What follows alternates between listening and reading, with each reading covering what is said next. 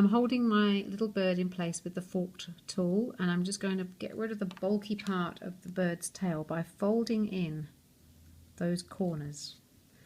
I don't know if you're like me, but I often cut those corners off when I'm doing traditional needle turn and find I've cut off the very bit of fabric that I actually needed to keep, which is rather frustrating. So again, rolling action, and just roll that fabric over the edge of the paper.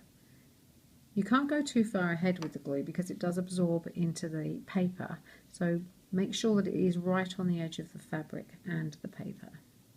Rolling the seam allowance over the edge of the paper shape. Now when you get to a little curve like his head, pop some glue on, and then you're going to actually use the very end part of the tool.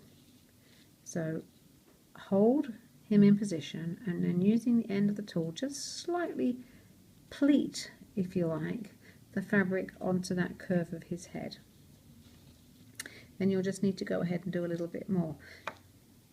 Now the glue doesn't dry straight away, so if you put a piece of fabric down that you weren't happy with, you can just lift it back up with the tool and then reposition it.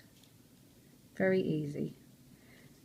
Remembering that the glue does dry clear, so don't panic about the fact that at the moment it's blue. It's blue because so you can see where you've put it. Or in some cases it can be pink or green, different brands, different colours. Pressing, pressing on the last little bit, and we're almost done. Now the little black mat that I'm working on, which is a rubber mat,